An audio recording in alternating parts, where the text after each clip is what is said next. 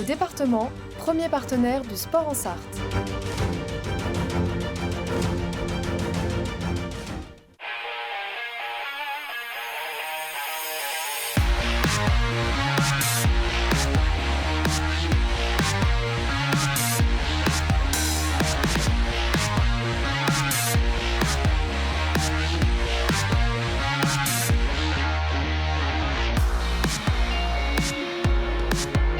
Bonsoir à toutes et à tous, bienvenue dans 72 Sports, votre émission sportive préférée sur votre chaîne locale LMTV Sarthe. Au programme aujourd'hui, de quoi allons-nous parler? De basket, de foot, de sport de combat, mais également de cyclisme. Dans quelques instants, on sera en direct avec Mathis Rondel, le coureur cycliste professionnel qui a performé ce week-end pour ses courses de reprise. La suite de votre soirée sportive, c'est évidemment Tango Show, l'émission consacrée au MSB. Et également en fin de soirée, à partir de 19h30, ça sera LMFC Zone. On débriefera la folle victoire du Mans FC. C'était face à Troyes chez le leader troyen, donc les Stacks. Grande soirée de sport sur les antennes d'LMTV Sarthe. Et on commence évidemment, vous en avez l'habitude maintenant tous les lundis soirs, avec l'info la une.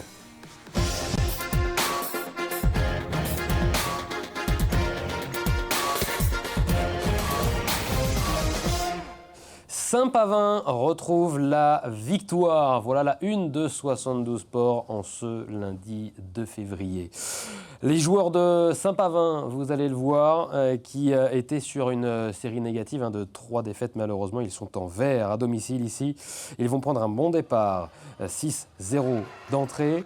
Si Luçon Saint-Gemme en bleu revient grâce à des shoots à 3 points, les Manceaux mettent beaucoup d'impact avec des ballons grattés. Et vous allez voir un Théo Julien on fire. 3 tirs primés déjà qui portent le score à 27-17 à la fin du premier quart. Le deuxième quart est très équilibré. Les équipes se rendent coup pour coup. Saint-Pavin a pris plus de 15 points d'avance sur les Vendéens qui reviennent à moins 10 juste avant la mi-temps. 50-40 donc à la pause au retour des vestiaires. Théo Julien encore enflamme le gymnase Bill Ballon. Puis Luçon va éteindre le feu et revenir petit à petit dans ce troisième quart. Il n'y a plus que 3 points qui séparent les deux équipes avant le quatrième quart. Luçon revient à égalité à moins de 4 minutes de la fin de cette rencontre. Théo Julien va donner de l'air encore ici dans le corner. 19 points pour le Manceau, injouable ce soir comme l'a dit son entraîneur. Saint-Pavin maîtrise la fin de match, poussé sur la ligne des lancers francs. Les Manceaux ne tremblent pas et vont s'imposer 88-82. Une victoire qui permet de relancer les Manceaux dans la course au maintien. On écoute l'entraîneur Romain Cholet. On a perdu tellement de matchs cette année sur des configurations comme ça, où ça se joue à pas grand-chose sur des fins de match, où ils nous ont fait douter, on sait sur quoi on doit encore bosser. Mais aujourd'hui, là où je suis content, c'est que chacun de mes joueurs, à un moment donné, a apporté. On a eu des vrais coups de moins bien, certes, mais on a réussi à toujours garder la tête haut. Ils ont égalisé, mais on n'a pas craqué, on met des shoots importants. Voilà, il faut qu'on capitalise dessus. Maintenant, on a un match très important la semaine prochaine, alors c'est à l'extérieur, et c'est un concurrent direct. Et je reste persuadé qu'entre la phase aller et maintenant, nous, on a vraiment progressé. Et on est capable d'aller taper Vineuil à Vineuil. Et j'espère que la force du collectif sera toujours là. On a encore des absents et des blessés à récupérer. On est sur la bonne voie, il faut continuer. Voilà, pour Saint-Pavin donc, qui a réalisé un magnifique match avec une belle ambiance toujours au gymnase Gilles Ballon. On continue de parler de basket. Le MSB se déplaçait du côté de Strasbourg. On évoquera aussi le match de BCL dans quelques instants dans Tango Show. Défaite malheureusement pour les Manceaux en Alsace donc. Et dans quelques instants donc dans Tango Show avec Romain Quette, on parlera du prochain match du MSB face à à la capitale lituanienne donc, et avec le MSB qui a lancé un appel aux spectateurs pour remplir Antares ce mercredi soir. D'ailleurs, on vous fait gagner des places, c'est la petite nouveauté. On vous fait gagner 2 places à chaque rencontre à domicile du MSB. Ça se passe sur le compte Instagram d'LMTV Sarthe. N'hésitez pas à nous suivre pour tenter vos chances sur ce genre de concours. On parle de foot à présent, un mot de U19. Avec la Coupe Gambardella ce vendredi soir au stade Marie-Marvin. C'était donc les 16e de finale pour les moins de 19 ans du Mans FC qui recevait un sacré adversaire avec le Paris Saint-Germain. Le match qui va plutôt mal débuter avec ce penalty provoqué et stoppé par Tyrone Makomba, le portier manceau. On va peut-être croire à l'espoir quelques minutes suite à ce début de match. Malheureusement, Adam Ayari à la 22e minute de jeu inscrit le premier but de la rencontre. Les Manceaux vont se procurer quelques occasions. Ici peut-être la plus franche pour les 100 et or en deuxième période. Adam Ayari inscrit son deuxième but. Mathis Jean-Géal participe à la fête ici en récupérant ce ballon. 3-0 pour le Paris Saint-Germain. Le triplé pour Adam Ayari passé lors de jeu. Et puis, en fin de rencontre, Jarel Pesley va inscrire le 5e but parisien. 5-0, score final. Donc, fin de l'aventure pour les jeunes manceaux de Cédric Lignol, qu'on écoute. On aurait pu faire mieux, mais c'est compliqué. À la finale, Paris, ça va plus vite. Et, dans les intensités, ça va vite. Donc, voilà, on a essayé de temps en temps. Pas assez à mon goût, mais... parce que je pense qu'on ne pouvait pas. Ouais, même quand on était en possession, les moments où on a été bien, on sentait qu'il y avait quand même un décalage. Et c'était intéressant ce qu'on faisait. Mais on avait, nous, peut-être 1-2 touches de plus que par rapport à eux, quoi. Voilà, donc on a essayé. On n'a pas réussi. Belle expérience après pour les garçons, c'est ce qu'on leur disait à la fin avec le président. Il faut que ça nous serve derrière. On continue de parler de foot et encore du Mans FC, puisque le Mans FC se déplaçait en Ligue 2 sur la pelouse du leader, l'Estac, et ça s'est parfaitement déroulé avec un scénario de match parfait pour les joueurs de Patrick Vieira. Ouverture du score à la demi-heure de jeu par Erwan Kola. Le Mans FC qui va inscrire un deuxième but juste avant la pause par Harold Voyer est réduit à 10 contre 11 en deuxième période. Le Mans va tenir. On va débriefer dans quelques instants cette rencontre dans LMFC Zone avec Marc Moreau et Jordan Horry. On parlera également de la nouvelle recrue Mancel, Adil Bouraba, et du prochain match du Mans FC ce mardi soir. Ça sera les 8e de finale de la Coupe de France face à Reims. Le Mans FC qui est actuellement 3e de Ligue 2. Sport de combat, il y avait un joli programme samedi soir du côté de Antares Arena. La nuit des arts martiaux et des sports de combat avait lieu donc samedi soir. Un spectacle de 2h30 pour fêter le 40e anniversaire de Samouraï 2000.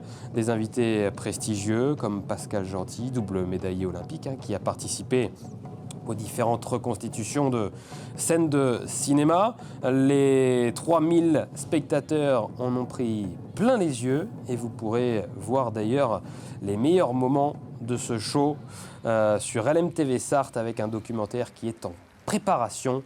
Pour savoir quand il sera diffusé, n'hésitez pas à nous suivre sur les réseaux sociaux, Facebook, Instagram et TikTok. Avec quelques belles images, vous l'avez vu, ici c'était une reconstitution du film mythique Kill Bill.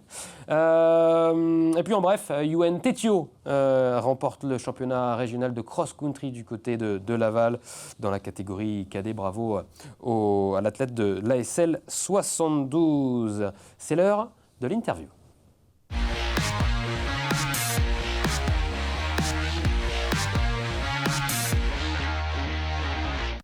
La performance du week-end, autre que celle du Mans FC à 3, c'est notre coureur cycliste sartois Mathis Rondel qui l'a réalisé. Salut Mathis, comment ça va ? Salut, ça va et toi ? Ça va, très bien, merci. Superbe performance Mathis pour toi à Majorque en Espagne où tu faisais ta rentrée, 3 courses pour ta reprise donc sur le challenge de Majorque. avec un chrono par équipe et 2 courses en ligne. Et ça s'est très très bien passé. Pour toi, les sensations avaient l'air d'être bonnes?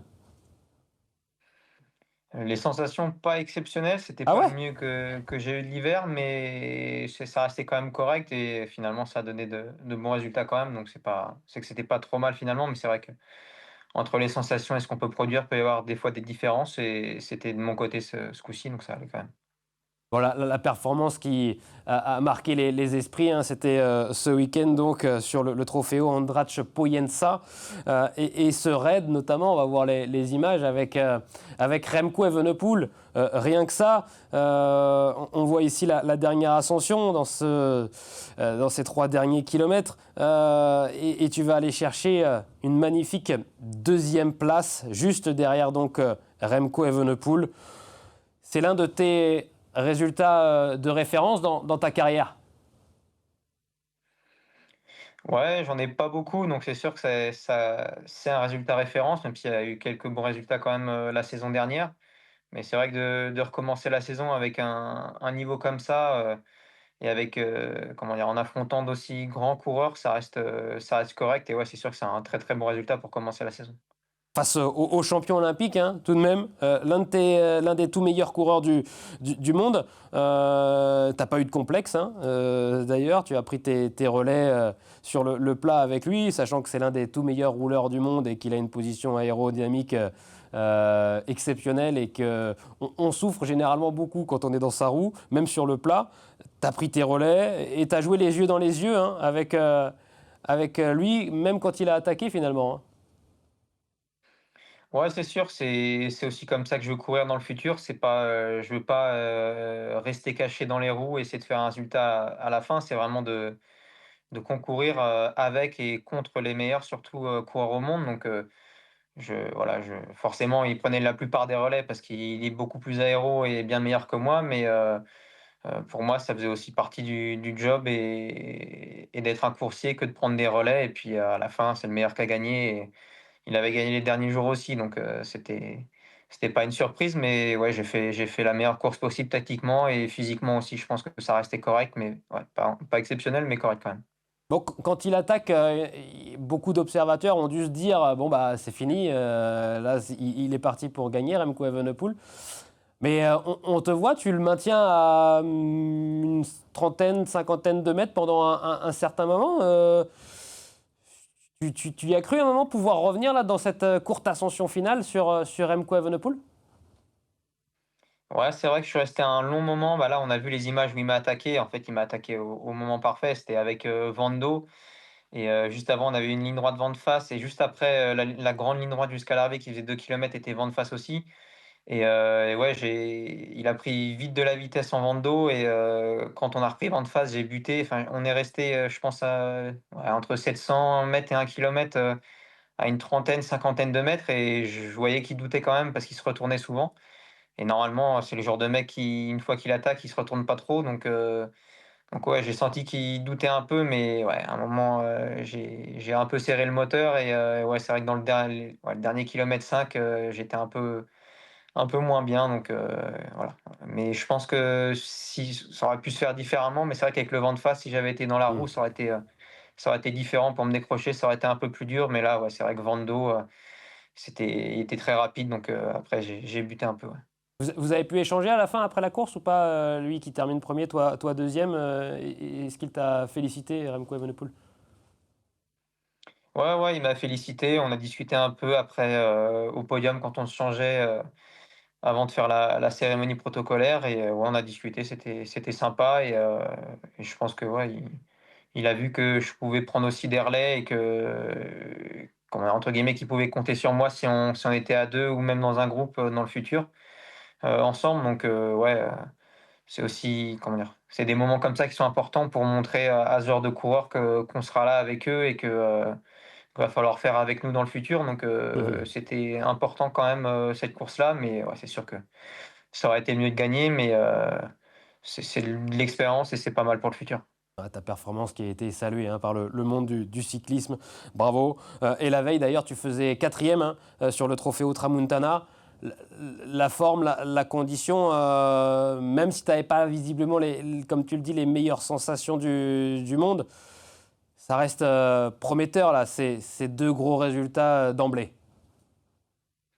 Ouais, c'est sûr, ça reste prometteur, surtout que c'était, comment dire, quand même deux cas de figure bien différents.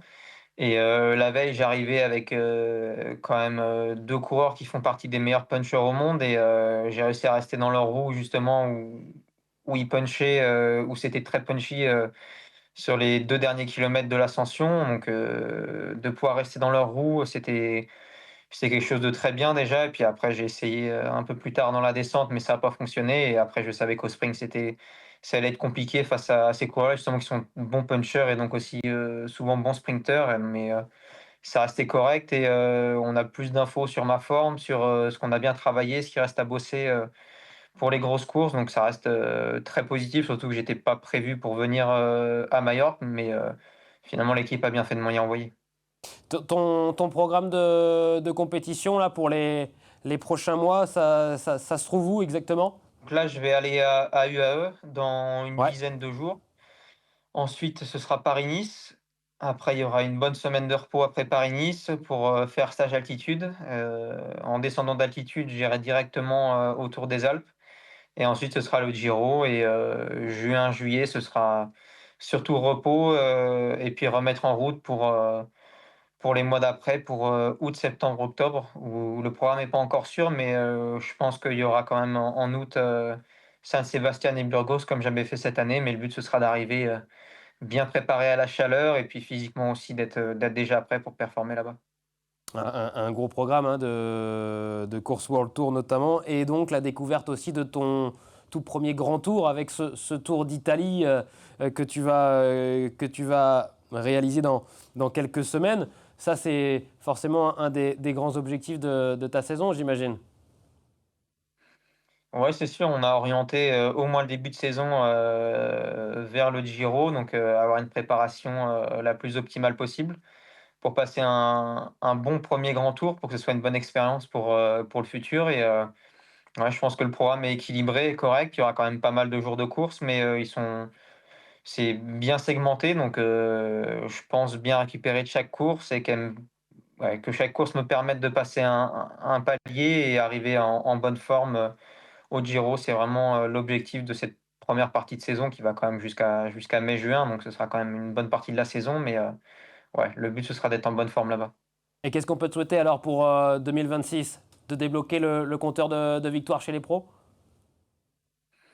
Ouais, c'est sûr, ce serait pas mal. J'ai quand même pas mal de jours de course, donc le but c'est aussi de faire beaucoup de jours de course pour avoir plus de possibilités de gagner. Donc c'est sûr que ouais, gagner ce sera un gros objectif cette année pour moi personnellement, et aussi de prendre beaucoup d'expérience pour pouvoir être très performant les saisons prochaines. Merci beaucoup, Mathis, d'avoir été en notre compagnie sur LMTV Sarthe. On te souhaite une très belle saison et donc bon courage pour tes prochaines courses et notamment le UAE Tour aux Émirats Arabes Unis. Merci, Mathis, et bonne saison 2026. Merci à toutes et à tous de nous avoir suivis dans 72 Sports. La soirée sportive continue sur LMTV. Dans quelques instants, on parle basket dans Tango Show. On débriefe la rencontre du MSB. A tout de suite.